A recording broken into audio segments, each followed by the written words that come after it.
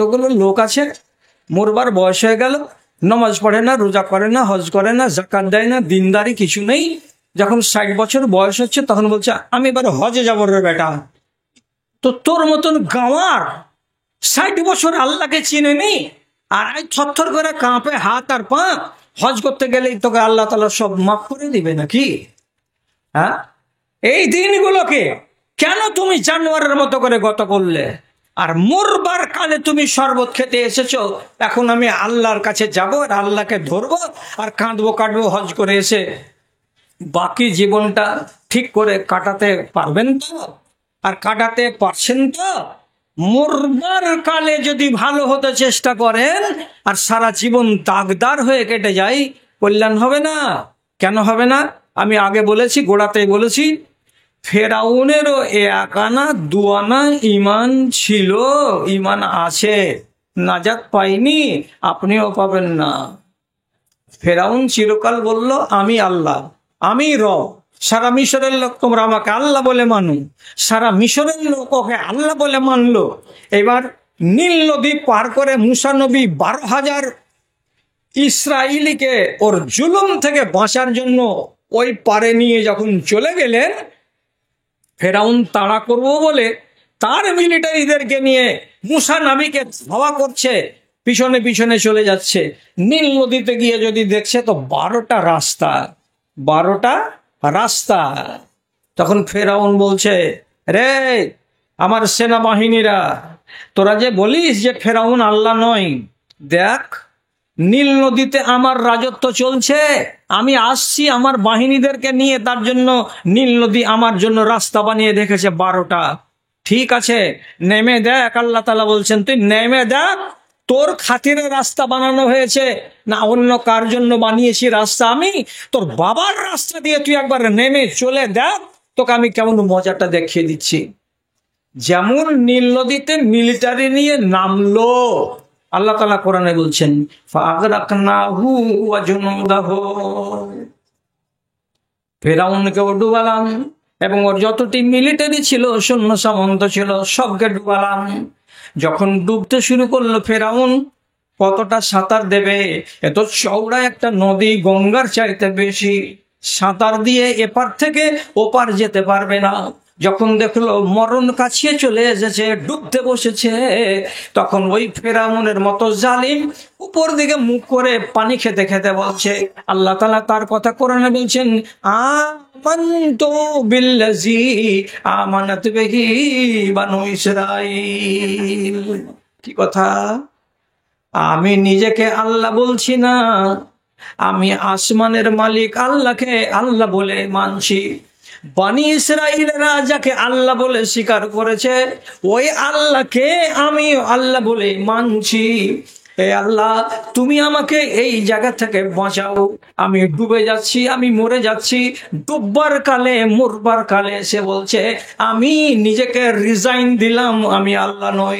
আসলে আল্লাহকে তো বনি ইসরাইলেরা আসমানের উপরে যিনি আছেন তাকে আল্লাহ বলে মানে, আমিও তাকে আল্লাহ বলে ঘোষণা দিলাম।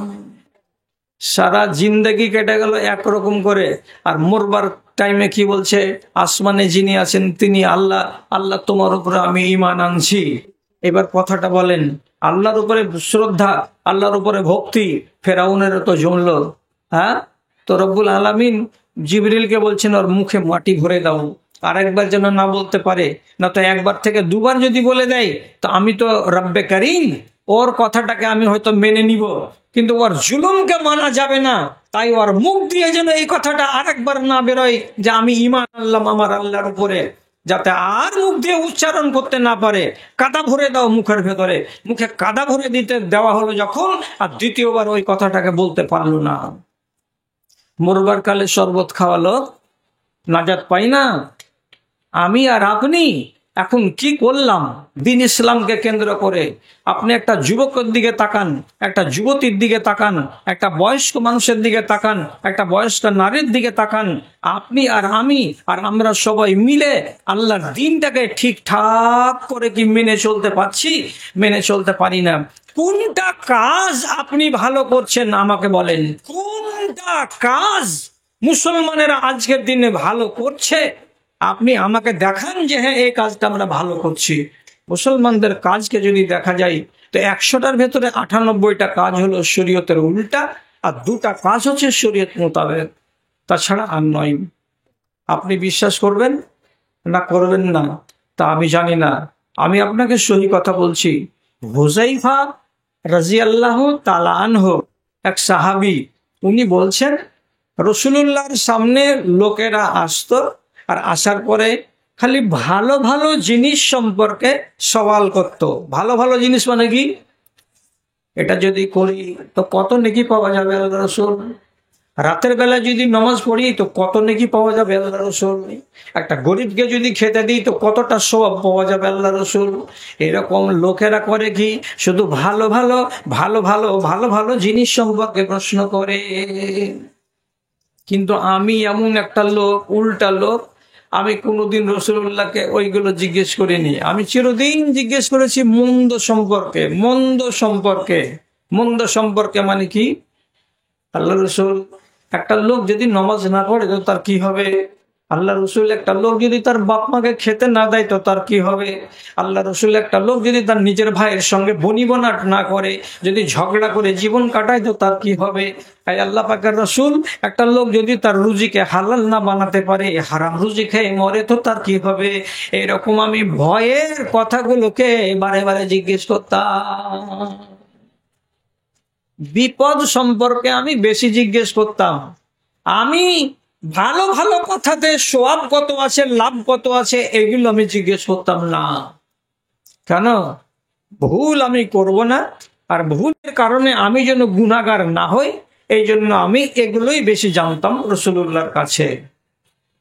এবার লোকটা তখন শেষের বেলায় বলছে, আল্লাহ রসুল, আমরা ছিলাম অতি জঘন্য একটা যুগে, অতি জঘন্য যুগে ছিলাম, অতি মন্দর ভেতরে আমরা ঘেরা পড়েছিলাম। আমরা বেটিকে জীবন্ত কবর দিয়েছি, এটাও আমাদের কাজ। আমরা মেয়ে ছেলেকে সম্মান করিনি, এটা আমাদের কাজ। আমরা কি করেছি? আরো জুলুম জাহিলিয়াতের যুগে যত করতে হয় সবগুলো আমরা করেছি। আল্লাহ তাআলা দয়া করে আমাদেরকে ঈমান দিলেন, ইসলাম দিলেন। তাহলে মন্দর পরে আমাদের সামনে ভালাই এলো, মঙ্গল আমাদের এলো। এবার জিজ্ঞেস করে বলছি, আল্লাহ রসুল, এই সুন্দর দিনটা কি আমাদের কাছ থেকে আবার পালিয়ে যাবে নাকি? ভালো সময় যে এসেছে তো এই ভালো সময়টা কি আমাদের কাছ থেকে পালিয়ে যাবে? রাসূলুল্লাহ বলছেন, হ্যাঁ, এই ভালাইয়ের পরে আবার তোমাদের সামনে মন্দ আসবে। সাহাবী চমকে গেলেন, যাওয়ার পরে বলছেন, সেই মন্দটার পরে আবার কি ভালো সময় আসবে? তো রাসূলুল্লাহ বলছেন, হ্যাঁ, আবার দ্বীন ইসলাম আসবে, মুসলমান থাকবে, ইমানদার থাকবে, কিন্তু ফীহিম আদ-দুখন, নিয়ে থাকেন, নিয়ে রাখেন, ফীহিম আদ-দুখন। বলবেন কিছু বলবেন নাকি? একটা এটিএম কার্ড পাওয়া গেছে। হ্যাঁ, জরিনা বিবি, জরিনা বিবি নামে একটা এটিএম কার্ড পাওয়া গেছে এসবিআই এর। যা হারিয়ে গেছে এখানে জমা আছে নিজের। তো কি বলছেন রাসূলুল্লাহ? যে মুসলমান তোমরা থাকবা, হাজার হাজার মুসলমান থাকবে, কিন্তু হবেটা কি? ওদের ভেতরে ইমানদারিটাতে পোকা লেগে থাকবে, দাগ লেগে থাকবে, খুঁত থাকবে। ইমানটা সলিড হয়ে কাউরি থাকবে না। পোকা লাগা ইমান নিয়ে মুসলমানেরা বেঁচে থাকবে। কি শুনলেন আমার কথা? এত সাহাবী জিজ্ঞেস করছেন, তার জবাবে রাসূলুল্লাহ বলছেন, মন্দ যুগ তোমাদের সামনে আসবে বটে, কিন্তু সেটা চলে যাওয়ার পর আবার ভালো দিন তোমাদের সামনে আসবে, কিন্তু সেই যুগের মুসলমানদের ভেতরে কি থাকবে? ছেদ থাকবে। ছেদটা কাকে বলছেন আল্লাহ রসুল? এর মানেটা কি? তখন নবীজি বলছেন, ইয়াহদুনা বিগাইরি হাদিই ওয়া ইয়াস্তান্নুনা বিগাইরি সুন্নতি। যেটা আমার সুন্নাত নয়, যেটা আমার তরিকা নয়, সেটাকে মানুষেরা নিজের তরিকা বানিয়ে নেবে। যেটা আমি বলিনি সেটাকে মানুষেরা নিজে থেকে করে বসবে, আর আমার নাম দিয়ে চালিয়ে দেওয়ার চেষ্টা করবে। যেটা আমার কথা নয়, আমি যেটা বারণ করেছি সে বারণটাকে তারা মানবে না, নিজের মতো করে করে চলে যাবে। আর যেটা আমার সুন্নাত নয় এরকম কাজ যারা করবে, অথচ তারা গা জড়ি করে বলবে এটা কি করলাম, তো আমরা নবীজির সুন্নাত পালন করলাম। আমার সুন্নাত নয় তাকে সুন্নাত বানিয়ে দেবে, আমার হিদায়াত নয় তাকে এরা হিদায়াতের কারণ বানিয়ে দেবে। তার মানে হলো এই, এরা দিনটাকে নিজের মতো করে চালাবে, মন মতো করে চালাবে। ইসলাম যেভাবে চলতে বলবে সেভাবে তারা চলবে না।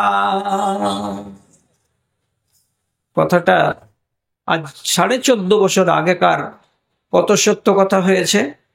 ইসলাম আর আমি কেমন, আপনি আর ইসলাম কেমন। তো কেমনটা তো ভালো করে বুঝেন, আপনাকে হাদিস দিয়ে বুঝাচ্ছি, একদম নিজের কথা একটাও আমি বলছি না। কেমন তো ভালো করে বুঝেন। ইসলাম আগে আগে হাঁটবে, আপনি মুসলমান তার পিছনে পিছনে হাঁটবেন।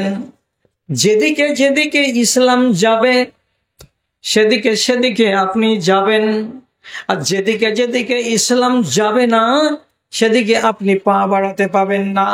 এটার নাম হলো ঈমান, এটার নাম হলো মুসলমান।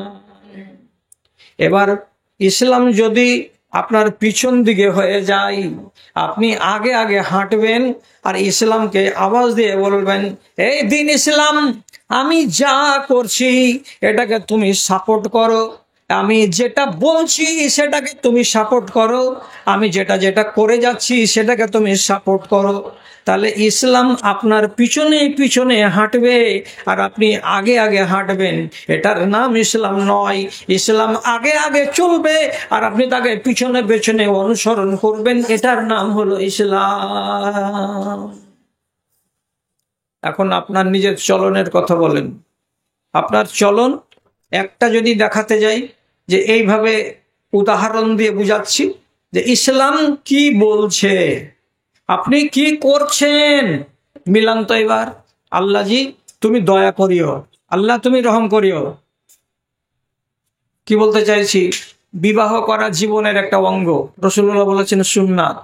আমি একটা প্রথমে হাদিস বলি, রাসূলুল্লাহর মজলিসে একটা মেয়ে ছেলে রসুলকে বলছেন, আমি আমার জানটা আপনাকে দান করে দিলাম, রসুল যদি কবুল করে নেন তাহলে মেয়ে ছেলেটি রসুলের জন্য হালাল।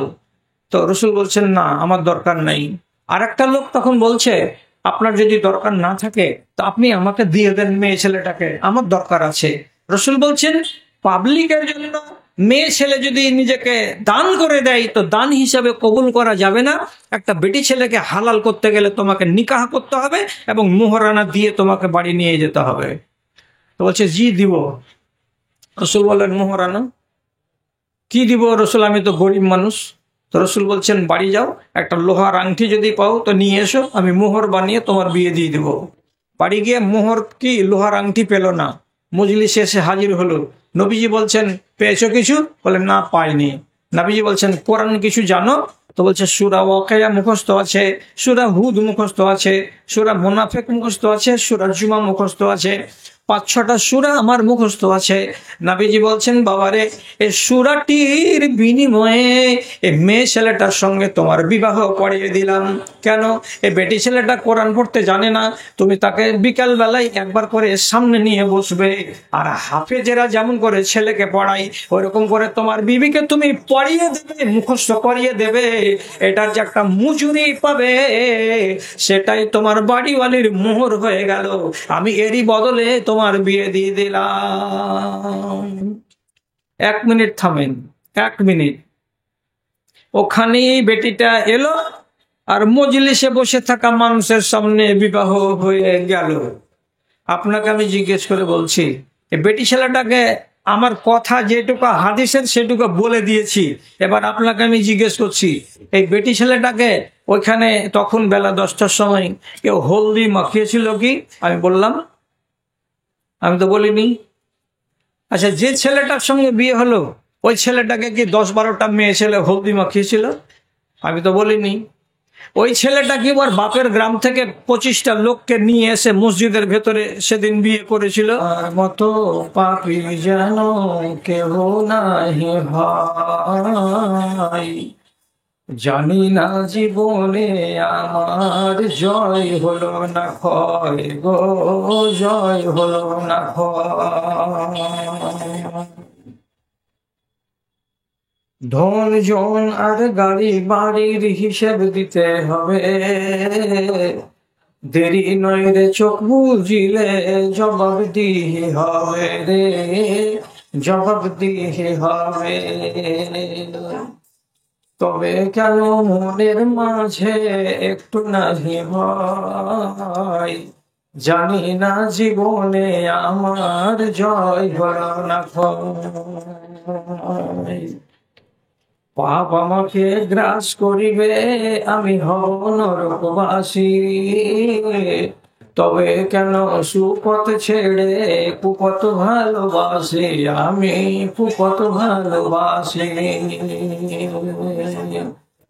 বাহির খানা মানুষ আমার, ভিতর মানুষ নয়, বাহির খানা মানুষ আমার, ভিতর মানুষ নয়, জানি না জীবনে আমার জয় হলো না ক্ষয় গো, জয় হলো না ক্ষয়।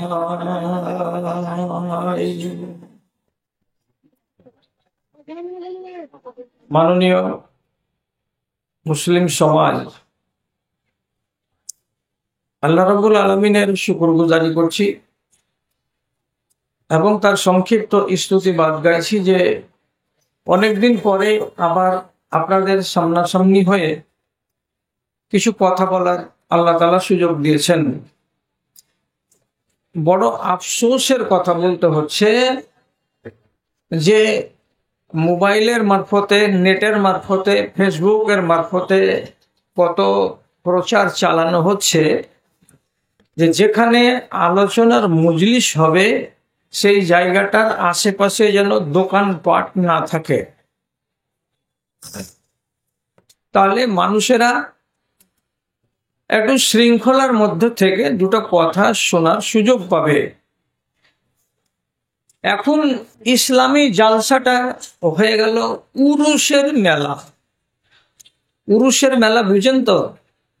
যারা পীর মুরিদিকে বিশ্বাস করে তো ওদের ওই দিকে হয় কি উরুসের মেলা লাগে, তো এটা উরুসের মেলা। ওরা ওদের ধান্দা করবে আর সামনের দিকে লোকেরা নিজেদের ধান্দা করবে, আর যেটা মৌলভী সাহেব আসবে টেপ রেকর্ডের মতো ও বাজবে।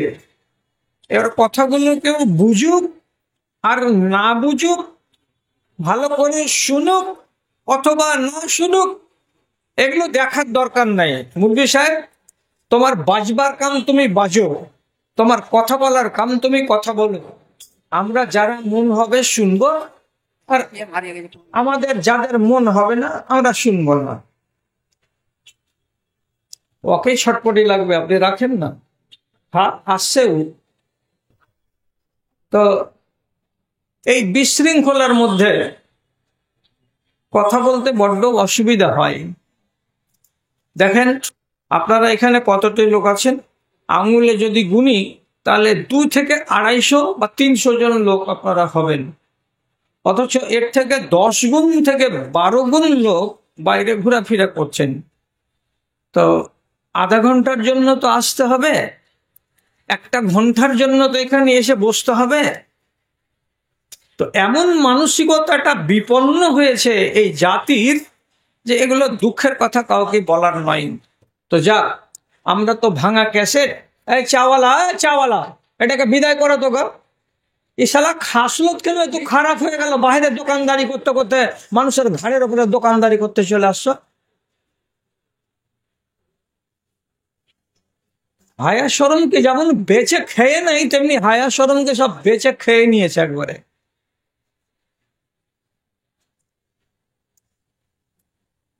খেয়াল করুন আমার কথার দিকে। আমি আগে বলছি জুত হবে না, যা বলবো সাধ্যমতো চেষ্টা করেই বলবো। তা হলো এই, আপনার সামনে সূরা নিসার 14 নম্বর আয়াত এখন পড়ে শোনালাম। প্রথমে আয়াতটার আমি আপনাকে তর্জমা করে দিচ্ছি, তাহলে আমার কথাগুলো শুনতে সুবিধা হবে। সেটা কি বলছেন আল্লাহ তাআলা?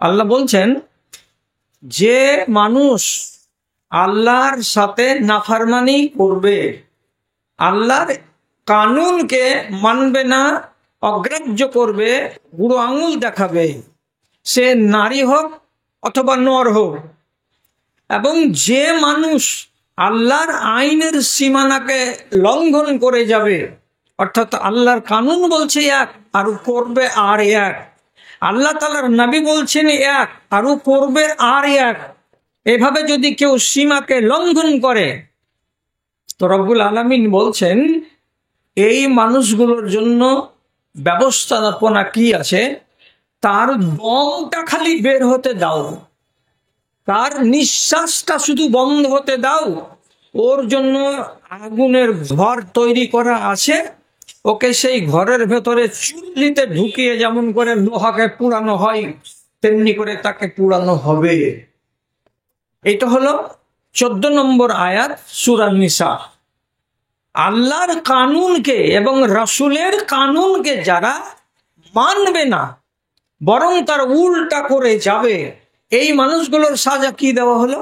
যে আগুনে তাকে জ্বলতে হবে, আগুনের ঘরে তাকে নিক্ষেপ করা হবে, এটাই হলো তার বাসস্থান।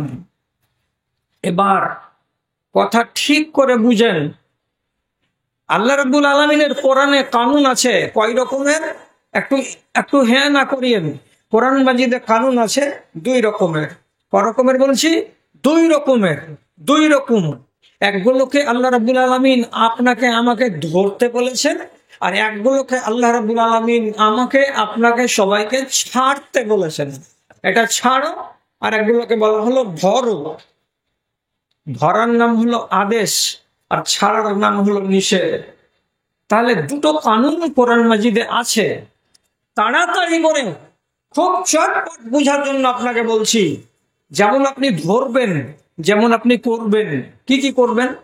নামাজ পড়ো, রোজা রাখো, হজ করো, সত্য কথা বলো, হালাল রুজি খাও, মাতা পিতার সেবা করো, পর্দানাসীন জীবনগত করো, এটি করো।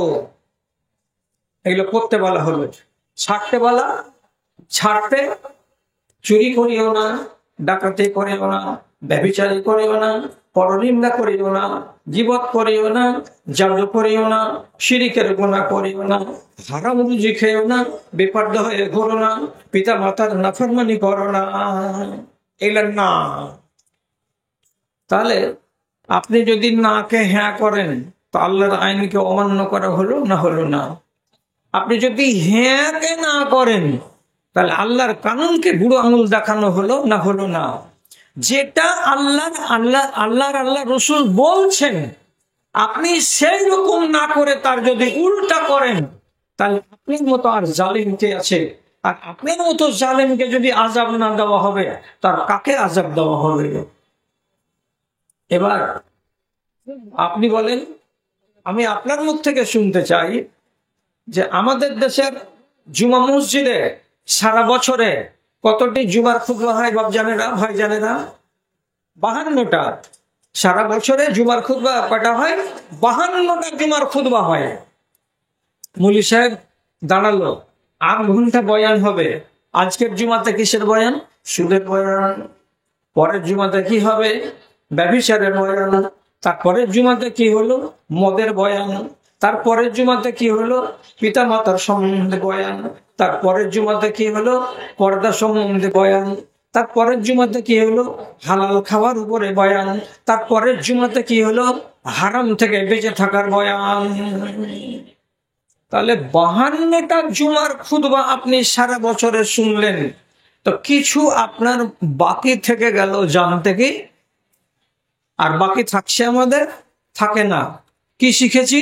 চুরি হারাম, ডাকাতি হারাম, ব্যভিচার হারাম, মদ খাওয়া হারাম, নামাজ পড়তে হবে, রোজা রাখতে হবে, হজ করতে হবে, যাকাত দিতে হবে, পর্দা করতে হবে। এগুলো তো জেনেছি। এবার তাকান নিজের জিন্দেগির দিকে। কি তাকাবেন?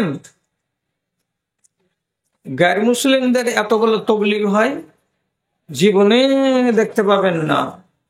হিন্দু সম্প্রদায়কে এইরকম করে সামনে বসিয়ে নিয়ে তাদের যারা ঠাকুর হয় তারা এরকম কি ওয়াজ করে? 2 ঘন্টা 3 ঘন্টা 4 ঘন্টা করে ওয়াজ করে কি? হয় না। অষ্টপ্রহর হয়, 24 প্রহর হয়, 72 ঘন্টার প্রহর হয়। তাতে কি করে? একই কথা, হরে কৃষ্ণ কৃষ্ণ কৃষ্ণ হরে হরে, হরে রাম রাম রাম হরে হরে।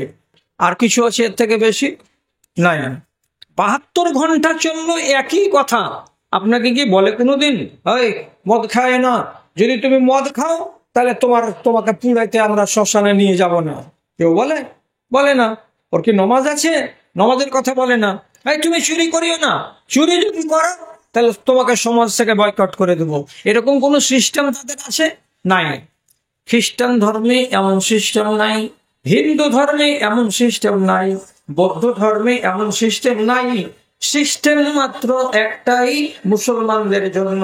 তাদেরকে সবসময় দিনের উপরে মজবুত করে বেঁধে রাখার জন্য তবলিগ করা হয়, হেদায়েত করা হয়, ওয়াজ করা হয়, নসিহত করা হয় এবং জুমাতে খুতবার ব্যবস্থা করা হয়।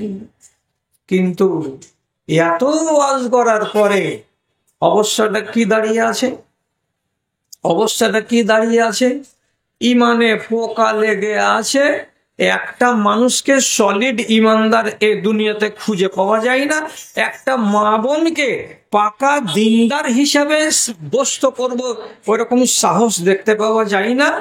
চেহারার দিকে দেখে, স্বভাবের দিকে দেখে, চলন ফিরুনের দিকে দেখে একটাও নর নারীকে বর্তমান জমানাতে সাক্ষী দিতে পারা যাবে না যে এই লোকটা হলো আল্লাহ ওয়ালা আর এই নারীটা হলো আল্লাহ ওয়ালি। তবে ইল্লা মাশা আল্লাহ 100টার ভেতরে যদি 4টা বা 5টা পাওয়া যায় তো যাবে। বাদ বাকিগুলো হলো সমস্ত পোকা লাগা ইমানদার, সমস্ত খুঁত এবং দাগি ইমানদার। এই ইমান দাগ ইমান নিয়ে যদি কেউ বেঁচে থাকে তাহলে ওই মানুষটা কল্যাণ পাবে কি না এটা সঠিক করে বলা যাবে না।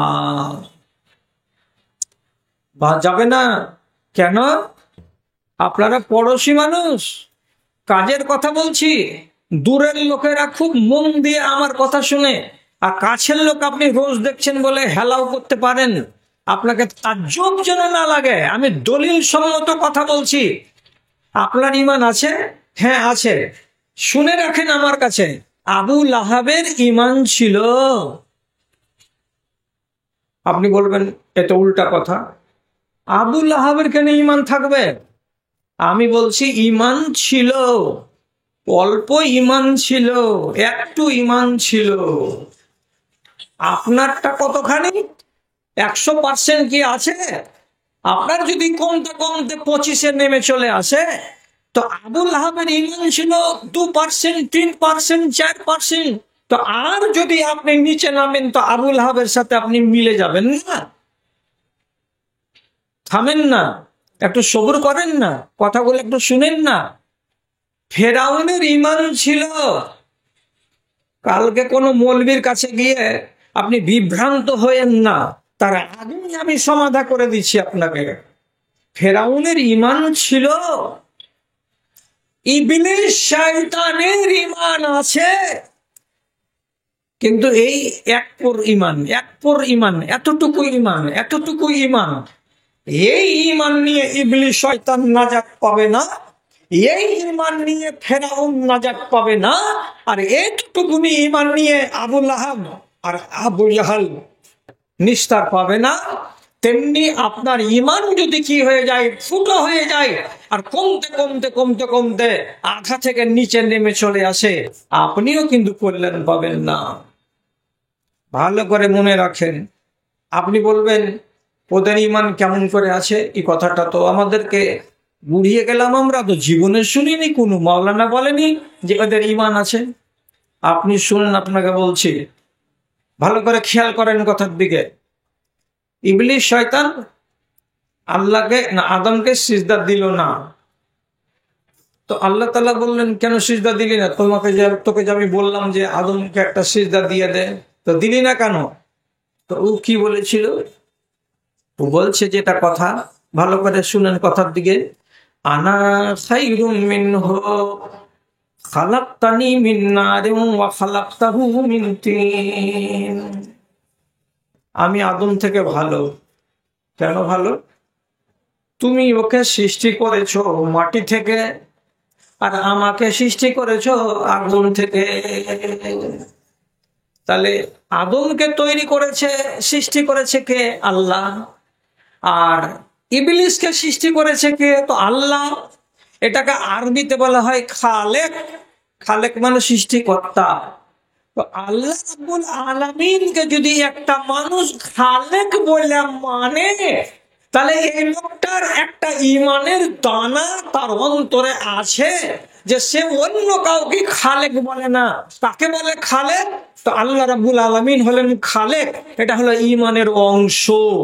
আপনি এবার একটু আমাকে সাড়া দেন, ইবলিস শয়তান স্বীকার করলো কিনা যে আল্লাহ তুমি আমার খালেক আর আদমের তুমি খালেক? তো খালেক বলে যখন ইবলিস মেনে নিয়েছে, তো তার একানা ইমান আছে না নাই? আছে। তো এই ইমানে কল্যাণ পাবে না। আরো বলছি কথার মূল্য দিয়েন আল্লাহর ওয়াস্তে। আপনারা আমার ভাই বাপতুল্য লোক। বদরের যুদ্ধের দিন মুসলমান ছিল 313টা আর কাফের ছিল 1000টা। ইবলিস শয়তান একটা মানুষের আকৃতি নিয়ে মুশরিকদের দলের এক প্রান্তে, এক কোণাতে দাঁড়িয়ে মুশরিকদেরকে শাবাশি দিয়ে বলছে, আসো আজকে তোমাদের জয় হবে, মুসলমান সব মিসমার হয়ে যাবে, পয়মাল হয়ে যাবে। আজকে তো তোমাদের দিন, আজকে তো তোমাদের জয় জয়কার। এদেরকে ঘুরিয়ে দিতে হবে, এদেরকে মাটিতে মিশিয়ে দিতে হবে। বা তোমরা চলে এসো বীর পুরুষের মতো করে। তো শাবাশি দিচ্ছে ইবলিস শয়তান কাকে? মুশরিকদের মিলিটারিদেরকে। এদিকে আল্লাহ রাব্বুল আলামিনের নবী একটা ছোট্ট পাহাড়ের টিলার উপরে বাবুরের গাছের তলায় একটা চাদর টাঙানো ছিল। সেই চাদরের তলে আধা রোদ আধা ছায়াতে দাঁড়িয়ে আল্লাহ তাআলার কাছে দোয়া করে বলছেন। কি বলছেন? আল্লাহুম্মা ইন তাহলেক হাযিহিল ইসাবাতু লান তুবাদ ফিল আরজি আবাদা। হে পরওয়ারদিগার, আজকে আমি 313টা মুসলমান নিয়ে ময়দানে এসেছি, আর আমার বিপক্ষে 1000 জন মিলিটারি কাফেরদের আছে। আজকে যদি আমরা হেরে যাই, মদিনার মসজিদে আজান পড়বে না। আজকে যদি আমরা হেরে যাই, তাহলে মদিনার মসজিদে নামাজ হবে না। তোমার কোরআনের তেলাওয়াত বন্ধ হয়ে যাবে, তোমার দিন শেষ হয়ে যাবে। আয় আল্লাহ, তুমি যদি তোমার দ্বীনকে বাঁচাতে চাও, তাহলে আমাদেরকে কামিয়াব বানাও। আর তুমি যদি তোমার দিনকে কামিয়াব বানাতে না চাও, দেখতে না চাও, তাহলে তুমি আমাদেরকে বদরের মাঠে হারিয়ে দাও। রাসূলুল্লাহ দোয়া করলেন। আল্লাহ তাআলা বলছেন, তোমাকে মদদ দিব হে আমার নবী। মদদ কি দিবেন? লম্বা করব না, অনেকটি কথা বলতে হবে। আসমান থেকে হযরত জিবরিলকে তার নেতৃত্বে রব্বুল আলামিন ফেরেশতাকে পাঠিয়ে দিলেন মিলিটারি করে। কতটি? তো 1000। কথা বলুন, কতটি? 1000। 1000 আসমান থেকে কে নামলো? ফেরেশতা নামলো। এবার ফেরেশতাগুলো যে নামছে প্যারাশুটে, যেমন যুদ্ধের ময়দানে হেলিকপ্টার থেকে মিলিটারি পড়ে নিচুর দিকে, তেমনি আল্লাহর ফেরেশতারা আসমান থেকে নেমে নেমে পড়ছে লাপ লাপ লাপ লাপ লাপ লাপ করে।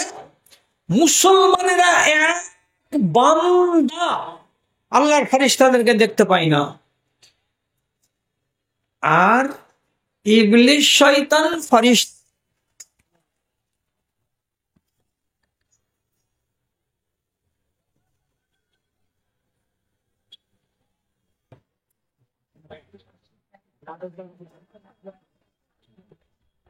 এই রোডের কাঁধাতে এই দোকানটিকে মানা করতে পারেননি? হ্যাঁ, আপনি এগুলা কি করেছেন জি? কহেন তো জি। আল্লাহ। হ্যাঁ, এবার শুনুন কথা, হাঙ্গামার মধ্যে মধ্যেই কাজ হাসিল হয়ে যাবে। তো ইবলিস তো চিনে ফেরেশতাদেরকে, আসমান থেকে সাদা কাপড় পরে পরে যখন নামতে শুরু করেছে, তখন ইবলিস শয়তান লুকিয়ে লুকিয়ে তলপি তলপা গুটিয়ে ওখান থেকে পালাতে শুরু করেছে, এখানে আমার থাকা হবে না।